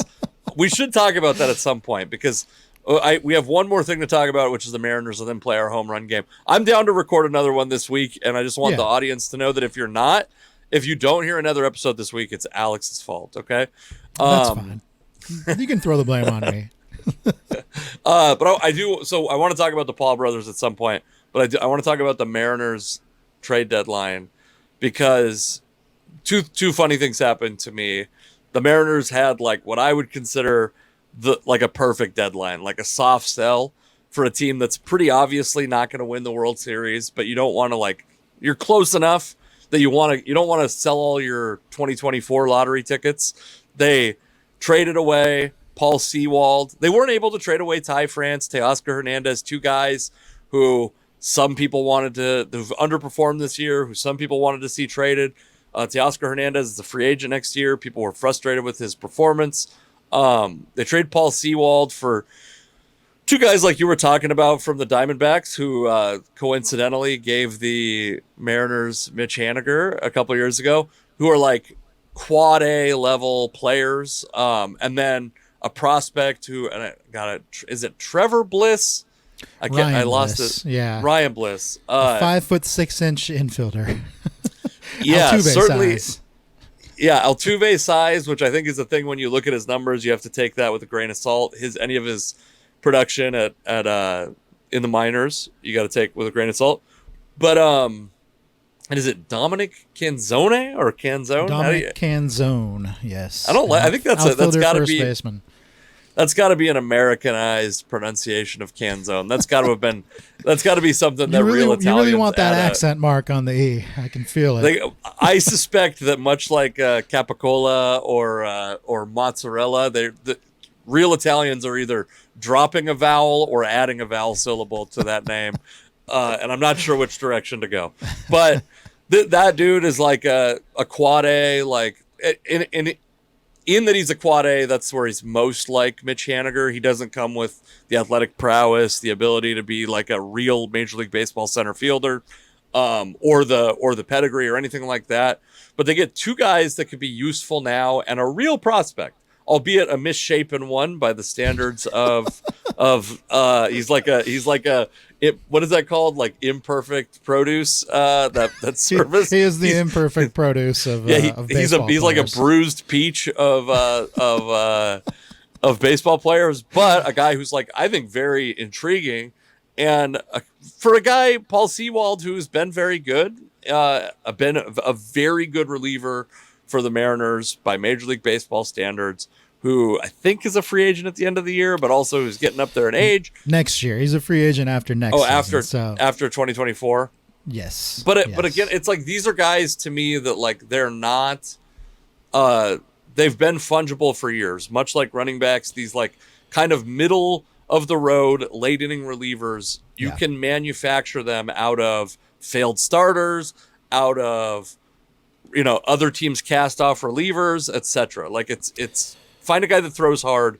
There's a decent chance you could turn him into a decent reliever. I don't think Paul Sewald is throwing 105, but no, he's kind of a unique specimen. He only throws like 94, but he's got that weird arm angle that seems to throw batters off. Yeah, I mean, this is an interesting deadline. I mean, as a Mariner fan, seeing how Mariner fans react to any move, it's really two ends of the spectrum. People either really love it or really hate it, and this is, I feel like, one of those trades that is it's neither a love nor hate. It just kind of is what it is, and I think it's tough for most Mariner fans to like just put themselves squarely in the middle, but that's the reality of a lot of the trades that this regime makes. A lot of times it just feels like they're making trades for the sake of making trades, and this almost feels like another one. I get I understand the perspective of Paul Sewald is a closer for, technically the closer for the Mariners up to this point. He's a team leader. He's a guy that the guys in the clubhouse really seem to like. So losing him is going to be tough because it's a benchmark position, your closer, and then you've got a guy who has a leadership role. So those are two important things that you don't want to lose. However, I think no team has been better than the Mariners at just taking lemons and turning them into lemonade in their bullpen. I mean, they have just done an amazing job of finding guys out of obscurity and turning them into like premier relief pitchers, which is exactly what they did with Paul Sewald. I mean, they just picked him up off the scrap heap from the Mets and turned him into a closer. That just doesn't happen for a lot of teams. And, I think from the Mariners' perspective, they looked at a guy like Sewald and they were like, this is as far as we can take him. He's not going to get any better than this. We've got guys in our bullpen right now that can step up and fill his void pretty easily. So we might as well capitalize, and because he's not a free agent at the end of this year, whichever team takes him is getting a year and a half at least of his services, possibly more if they can re-sign him, right? So it's beneficial to everybody. You can presumably get more of a return for a guy like that that's got a little bit more time on his contract. And at the same time, the return that the Mariners got is not super impressive. They basically traded Sewald for 3 lottery tickets, or kind of like 2.5 lottery tickets. And the guys that they get back, I mean, I get it. The Mariner fans that really, really love the return can go look at some of these guys' AAA numbers or AA numbers and say, this guy's an amazing ball player. But I think one of the things, with each of these 3 players, let's start with the oldest one, Josh Rojas. He's a utility player. He's basically come in and become the Mariners' starting second baseman, or one half of a platoon, the strong side of a platoon. The crazy platoon pronunciation has made its return. Yeah, as the left-handed hitter in a second base platoon, right? So he's to be fair, I'm sure he's a nice guy. He's not that valuable to this team. He's just a guy. He's 29 years old. He's never going to be much more than he is. His best years, he's hit 260 and had 10 home runs. I mean, that's fine. You can always improve upon that. With a guy like Dominic Canzone, who's 25, who you call the quad A player, I kind of tend to agree with that. He had amazing numbers in AAA this year. And if you go look at just his numbers, you'd think, man, this guy has a ton of potential, and he could be a starting corner outfielder for any team for years to come. However, he plays his AAA games in Reno, and I'm good friends with the Tacoma Rainiers broadcaster who goes to Reno a couple times a year to call games there. There's no place in the country where the ball flies as well as it does at Reno's stadium. It's just like a Homer Dome there. And it's an outdoor stadium, but they're at high elevation. The ball really flies there. It kind of does all across the Western AAA ballparks, or the old Pacific Coast League. So the numbers that you have at a Reno ballpark are heavily inflated over what most AAA players would put up, and certainly don't indicate your performance in the major league. To some degree they do, of course. But the numbers there are just heavily inflated, and I think that's the case for Canzone. He's not much of a defender. He's technically a corner outfielder / first baseman, but the only reason he became a / first baseman is because he was a terrible corner outfielder. So, sure, of course. And I know there's always mixed reviews. I mean, you'll get people who just they'll look at a trade and evaluate these guys off paper. I have a few friends that like heavily cover minor leagues, and I always go and ask them like their opinions on these guys after the fact. And they all seem to think he's not much of a defender and potentially not much of a hitter at the major league level. So, again, it's a lottery ticket. You're just hoping this guy turns out. And then the third guy, the Bliss kid, the 5'6" second baseman, put up some good numbers at AA. Seems like he might be able to hit a little bit. Really hard to know like what he's going to become in the long run. However, like you just don't know at this point. He's he's a little bit older of a prospect. He just got bumped up to AAA. It's never great when you're super small. Jose Altuve is kind of he's a unicorn. You don't see a lot of guys like that who can produce at that level, at that size. So we'll see what this guy becomes. But again, just another lottery ticket. He's not like a top prospect. He was like in the 20s or 30s, on the list of Diamondbacks prospects, which is not great for an individual team. So you just don't know what you're going to get. You got to imagine the Mariners on Bliss had a better grade than his performance from his draft, and it's probably a guy they were intrigued by in the draft, and obviously hasn't performed incredibly. The one thing I'll say about Canzone and the Reno numbers, and there's a guy named Chris Mitchell who used to write for Fangraphs, a guy who I actually became like kind of friends with on Twitter, followed me on Twitter, and then he works for I don't know if I'm even supposed to say which team that he works for. He works for a Major League Baseball team. And he had a system called the Kato system that was named after a Japanese baseball player with the last name Kato. Who I actually saw It's funny it's named after him because like 2 years ago I didn't realize that's what it was named after, and I was at a Rainiers game and I saw that name and I took a picture and I sent him a text like, is this the guy? He's like, that's the guy. That's who. Anyways, he tried to do these kind of isolate numbers that matter and that are kind of like park independent, because I mean we saw guys like the Mariners really fleece the Phillies in that in the in the Cliff Lee deal by sending just non-prospects like Tyson Gillies, who was a feel-good story and who was crushing at high A or at high desert, which was their high A team. But a guy who like absolutely was never going to be a real player outside of that like elevated and hot weather. That's kind of the Reno situation also, right? Yeah. Sorry, I have to do the unthinkable and put my phone on do not disturb because I'm getting notifications to my screen of my wife asking for like urgent. So I'm just gonna let my family suffer downstairs while we continue this podcast. Is what I'm saying. That's real dedication. That's right. So one thing that intrigues me is he basically had. He has a very low walk rate, very low strikeout rate, high walk rate, which is one of the things that Cato would say, this Cato system, which Cato would have been like, I'm trying to think of a prospect that it would have identified that traditional scouting route, like Ben Zobrist that would have liked. It's kind of like emulating some of the stuff the Rays and the Theo Epstein teams have done, which is to find these guys who are valuable, if they don't necessarily become stars, that are valuable beyond what they are like the league values them as. Yeah, I mean the Mariners have always been intrigued with guys like that. You know, Ben Gamel, Dan Vogelback, guys who like have this pedigree of being good walk guys in the minor leagues.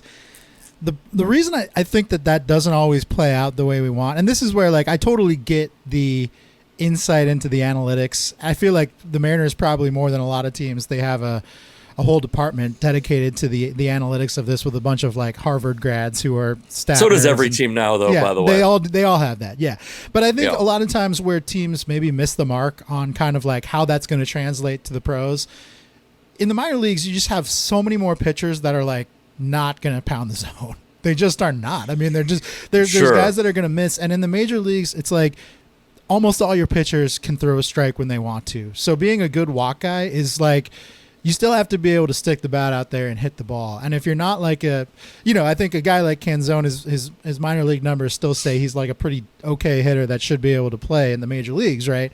But it doesn't mean he's going to be like a starter capable player. It just means he can get there and maybe like hold his own for a little while. And we'll see what happens from there. I mean, from there, he could adjust. He could go take one off season and train and change things up and become otherworldly. We don't know. But again, this is like, and I'm sure going back to your Phillies example and going to this Mariners example with Sewald, sometimes teams just get dead set on we're going to trade this veteran player and we're just going to take the best possible return we can get, even if we know maybe it's not that great, right?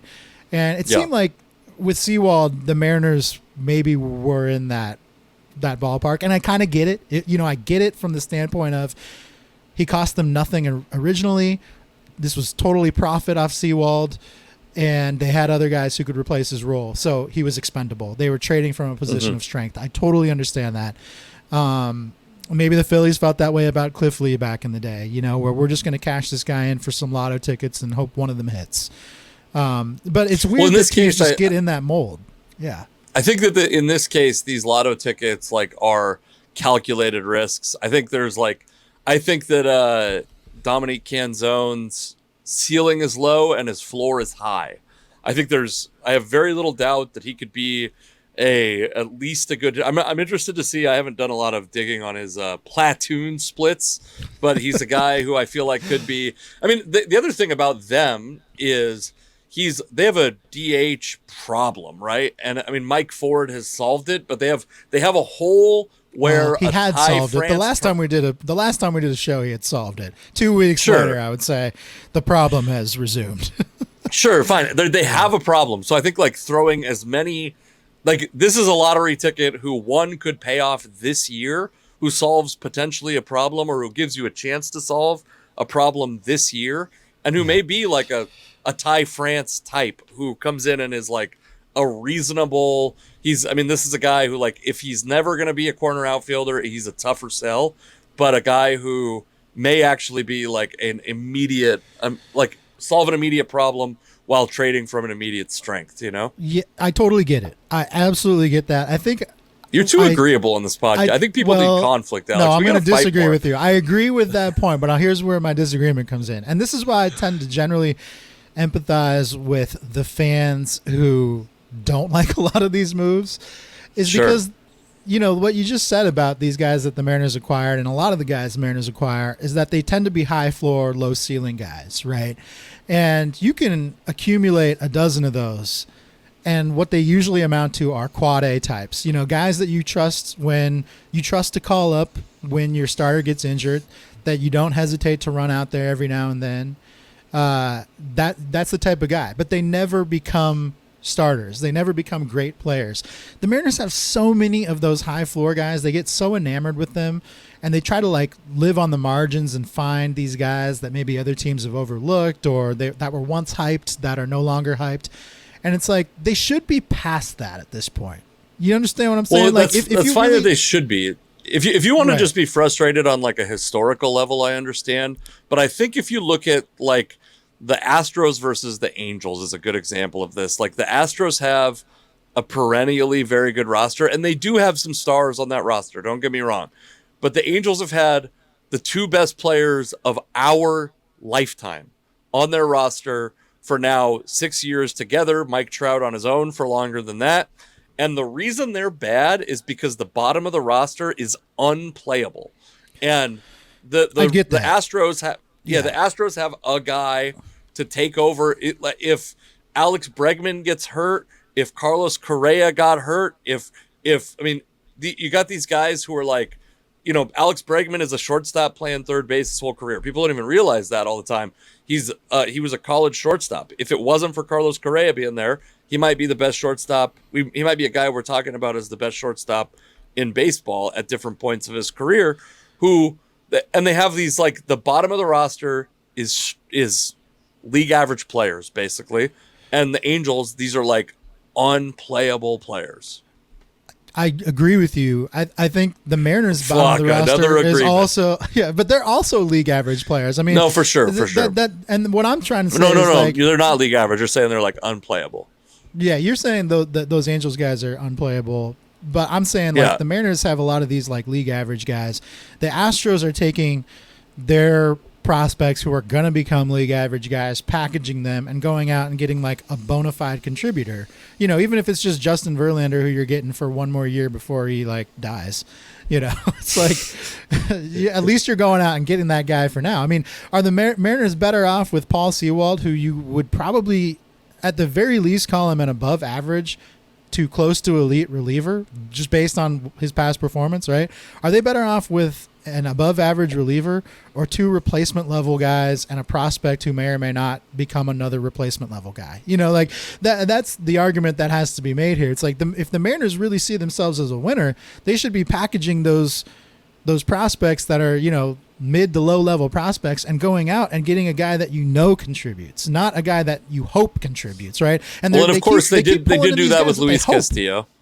Right, they did that with Luis Castillo. Absolutely, but you could also argue that they gave up elite prospects for that. It's not like, and they had to. I totally understand, and I think overall it's worked out.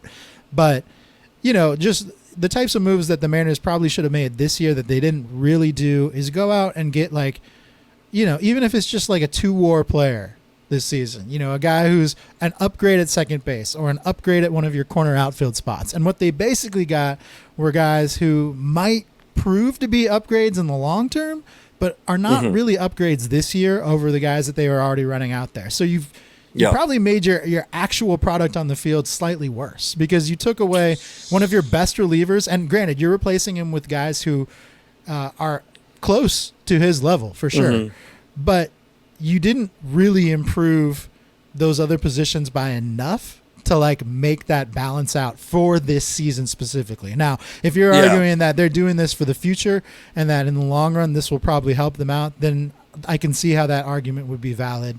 But it just Yeah. seems like the Mariners make a lot of these moves where it's like, are you taking a step forward or a step backward? It's not really like, it's not obvious. And it should be obvious if you are going to be a team that is contending to be in the playoffs and the World Series. It should be obvious that these are moves to help that level of a team. And the Mariners don't seem to really make those moves too often. And I think that's the frustrating part for fans. It's like, what is the goal here? Like, what are we actually working towards? Are we working towards the club control for 2 or 3 years down the road, or are we working towards making the playoffs this year? And if we can't see it, then that's problematic. Yeah. So I guess we got to play the home run game. I have children to go interact with. I'm going to close on one thing. It's not just me trying to get the last word. You're welcome to say something after. No, absolutely. I think that what I want the Mariners to do, which I think is not always obvious to the fans, is I want them to do what they can to win a World Series someday. And to me, there's like, it's very unlikely that Paul Sewald is on a Mariners World Series roster. And I also think like those 2 WAR guys you're talking about, while you want to go get those guys, you cannot build a team paying market value for guys like that and be successful, because you will run out of money. Maybe Paul Sewald represents, some money they can throw at Shohei Ohtani. I think that's maybe the most generous possible interpretation of why they made this trade. I think the reality is, what I do like, and though I often disagree with their evaluation of players, their evaluation of where the team stands, I disagree with a lot of things this front office does, and I would not be sad to see Jerry Dipoto gone. But to me, this is a trade that can, in my opinion, this trade can only make you angry if you attach the expectations of this season to it and not the reality of right now to it, because the Mariners are not going to be a World Series team this year. They have by the way, the other thing that I wanted to talk about that we kind of we brushed over is they've won since August 1st. They've won the last 5 games since they've been on fire. They've put themselves in a significantly better playoff position. And I don't know that if Paul Sewald was here, it would be different. Obviously, they couldn't have won 6 out of 5 games. But it is like, I don't know if Paul Sewald would be the difference this year.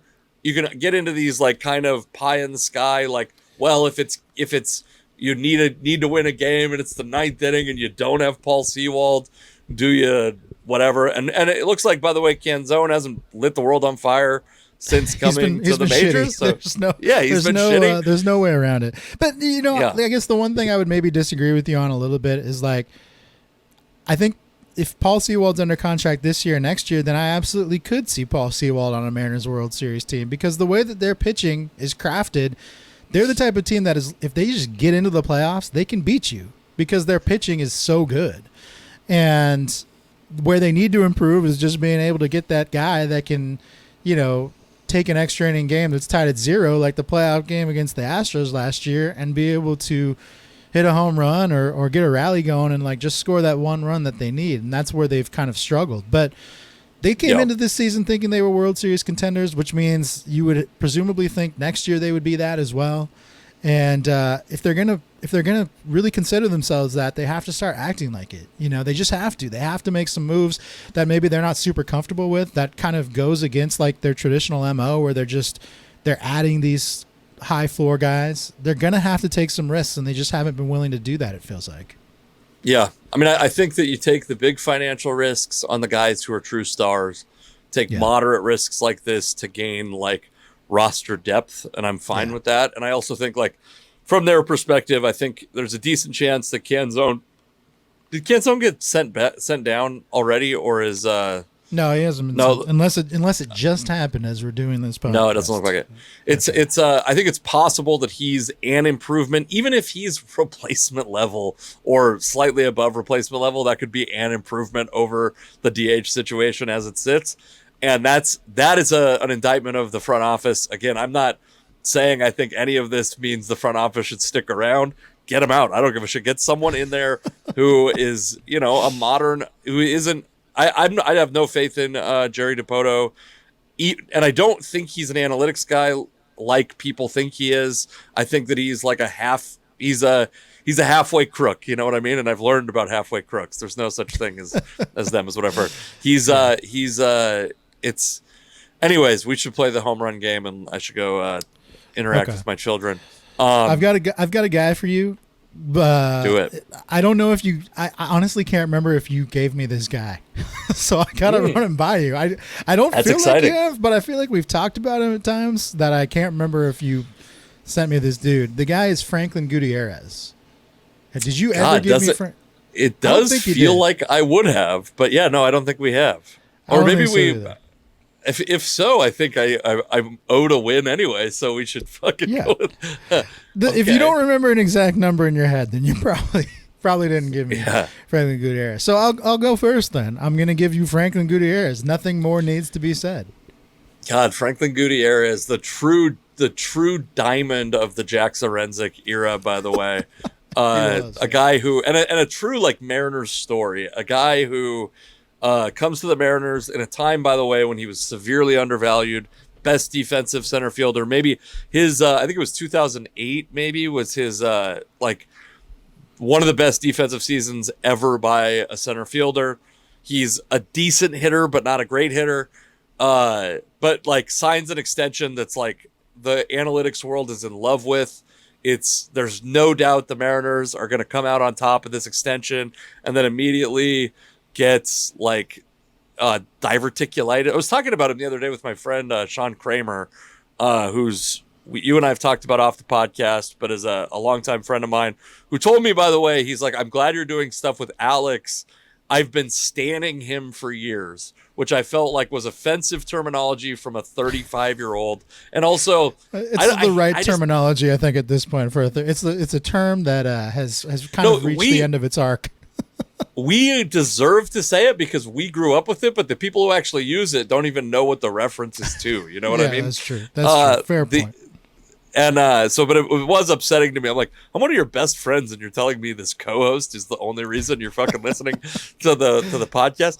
But he and I lived together for a brief time, and we not only did I own 2 of the Franklin Gutierrez Death to Flying Things fly swatters promotional giveaway by the Mariners, but also my wife has a very strong memory of Sean Kramer when we were watching a Mariners game. Franklin Gutierrez made a big play or hit a home run, and he comes out with a Gutierrez jersey and just gets a noise complaint, just going, Goody, like holding up the jersey, like runs to his bedroom, runs back.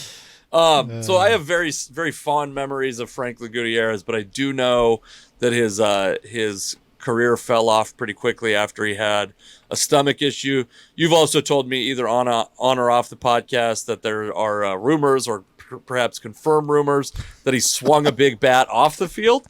That's what I've heard. Yeah.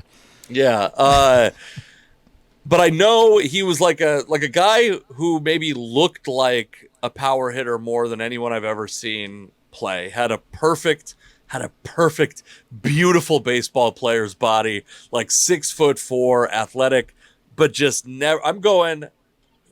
So injury / illness affected career. Never was a huge power hitter. Played in Safeco. I feel like you're smiling because he's got actually 731 home runs, but I'm going to say, and I also would guess he probably played 10 seasons, but probably played like under 500 games would be my guess. No, under 800 games, I'll say. But I'm going to say 75 home runs. That's where I'm landing. Okay, I'm going to give you the data first, and then I'll tell you the number. Your memories of Goody are pretty spot on. I mean, he plays parts of 4 seasons with Cleveland between 2005 and 2008. Really, only that last season is like what you would consider starters numbers. He plays 134 games in 2008 with Cleveland. He has a pretty good season. You're right. He's like an analytic darling at that point. He's undervalued, but all the stat nerds think this guy is going to pop at some point. What they don't realize is that his ass is going to pop with that IBS. So he comes to Seattle in 2009. He's only 26 years old. He plays the most games he's ever played, and actually the most games he will ever play in a season. He plays 153 games in that first year. He has 18 home runs that first year, which is the most he'll ever hit in a season. His OPS that first year was 764, which it's not the highest of his career, but it's like one of the higher marks for the number of games he played for sure. And then from there, it's just a steady drop off of games played at that point going forward. 2010, he plays 152 games. 2011, all the way down to 92. 2012 is 40. 2013 is 41. Then he kind of goes on his little odyssey where he's more or less out of baseball, and then the Mariners kind of bring him back for like a couple brief seasons in 2015 and 2016. And people got so mad about that too when it was like $1 million contract. Actually, in that part-time role, he basically comes in and is like a DH because he can barely run in the field anymore. But in those 2 seasons, his OPS in 2015, 974, really good. And then 2016, 780, which would be the third highest of his career. So even in a part-time role, like just having him split and only play DH some of the time or only face lefties here and there, that seemed to work out really well, and his numbers were still pretty good. So, yeah, the talent always came through for him. It was just a matter of staying healthy. And those 2 partial seasons that he plays with the Mariners, this is the craziest stat. So in 2009, when he played those 153 games, he hits the most home runs in a season he'll ever get at 18. In 2015, he hits where'd the number go? He hits the second most home runs he'll ever hit in a season with 15. And in 2016, he has the third most with 14. And he only plays 59 games in 2015 and 98 in 2016. So he becomes all like dad strength at that point or something. So his numbers are pretty good overall. He plays parts of 12 seasons. He kind of sticks around for one extra season in 2017. Only 35 games with the Dodgers at that point. And then he's done with baseball. Did you say 70? What did you say? 75? 70? Okay. The fact that you're asking that question makes me really happy. Yeah, he's close. You're close. He hits 97 career home runs. So okay. He's under 100. The number of games you said you were kind of in the ballpark there. He plays 954 total games in his career. So yeah, but if you look at his 162 game average, his numbers are pretty solid. He would be a 719 OPS guy. I mean, I guess the thing about Goody is, man, it's just hard to he played so infrequently that it was just really hard to put a number on his talent. You know, he was ultra talented, just couldn't be on the field all the time. So he's, by the way, I mean, that's not too bad. He's a quad A type, by the way, that turns into roughly a superstar in some regard, and then unfortunately, I don't think anyone could have, outside of doing a culture of his stomach. I don't know how you can predict IBS, or just the fact that he's a millennial maybe is the thing that I identify. Yeah, he needed a nutritionist. All right, so my guy for you is a man who unfortunately has passed away within in the last year, which you'd hope would be a much older man. It is not. It is the brother of a very famous and decorated Major League Baseball player. Is it Jeremy Giambi? It is Jeremy Giambi. Good pull.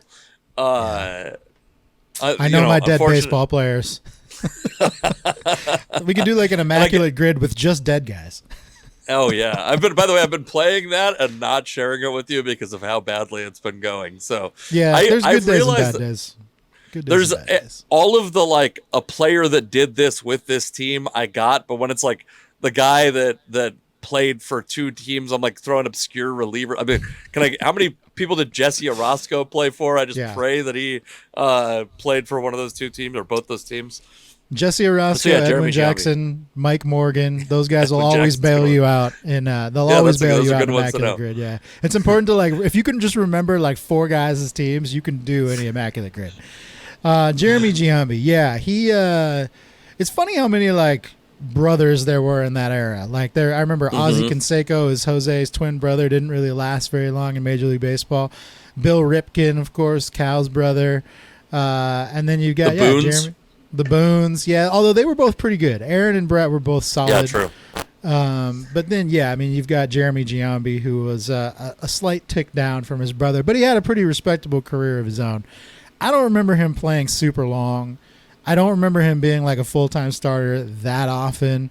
I don't know the exact number of years he played, but I would imagine it was less than 10. And can't imagine he was a power hitter in the same vein that his brother was. I remember him being on the A's for a little while. I remember him I think he kind of found his groove with the Phillies for a little bit, but he kind of bounced around from different teams. He's probably on par with Goody's numbers home run wise. I'm going to say that dude, I'm going to say he hit 107 home runs. It's a good week for me, Alex. Jeremy Giambi, I've given away part of it. So first off, plays only 6 seasons, which is surprising to me. It felt like it was longer than 6 seasons. Yeah. And his stretch with the Phillies, because I remember a good stretch with the Phillies, and it's true. He had a good stretch with the Phillies, had a 974 OPS in 82 games in 2002 as a midseason trade, it would appear, without doing any research beyond that, with 12 home runs and half a season's worth of games, but also not just half a season's worth of games, but he's in a platoon in Philadelphia. Can I really quick? Can I interject with a second guess that doesn't count? It won't count. I just want to see if I'm going to adjust my number dramatically, and I'm going to say he hit 48 home runs. That would be much closer. Yes. Yeah. He plays parts of seasons with the Kansas City Royals, Oakland Athletics, Philadelphia. Ends his career in 2003 with Boston, where he does not break the Mendoza line, and a guy that always had I think reputed power, but never obviously put up. I don't think he has a signature season. 2002 would be the best season of his career, where he splits time with Oakland and the Phillies, and he hits 259, 414, which is a good walk rate, by the way, and 505. So very valuable. He's OPS plus is 147, so 47% better than the average player, and park adjusted for those who are wondering. 20 home runs, 17 doubles that year. 52 home runs for Jeremy Giambi, which is lower than I expected. By the way, makes up very little ground in comparison to some of the huge numbers that I've been putting up. But we both went with low home run total, guys. Where I missed was I thought the Jeremy Giambi era was much longer. And it was. So did I. I would have guessed he was a guy that stuck around 10 or 12 seasons, and I knew he never really. We talked about, I think, Matt Stairs at some point. To me, he's a guy that has I would have thought he had a career that rivaled Matt Stairs, because he spiritually was Matt Stairs, in my opinion, and just never. I guess he wasn't. I guess I was wrong. He was significantly less. He was living off that Giambi name. That was one where, if we were doing the career durations, I would have been able to put together a much better guess. But you definitely preyed on my vivid memories of Jeremy Giambi that seemed to span across the course of 2 decades, when in reality it was merely 6 years that I was cognizant of this man's existence. And here we are now. Here we are. Let me, by the way, for the few real listeners that have made it this far before we get off, I do have some stand-up shows that I should have talked about. I'm going to be at Vinifera in Auburn, which is a wine bar, Auburn, Washington, on Friday. And I believe it is free admission and supposedly fills up every time. But if it's going to fill up with people, I'd rather it be people that make it through the home run game than any other people in the world. Might get so please, 1 or 2. If you do go to the show and you actually listen to the home run game, please let Casey know. I'd like to hear that feedback. I think it'd be fun. Yeah. There's a rare. By the way, also, I know he will listen to the home run game. Shout out to Backwards Trevor, who's going through some shit right now. I'll talk to you about it off the podcast, but we're thinking about you. Alex isn't yet, but we're thinking about you. We love you. You're our most important fan besides Alex's wife, which is me saying my wife is definitely not a fan of this podcast. So especially right now. And on that note, thank you, Casey McLean Comedy, the Casey McLean. Alex SSN. Thanks for listening.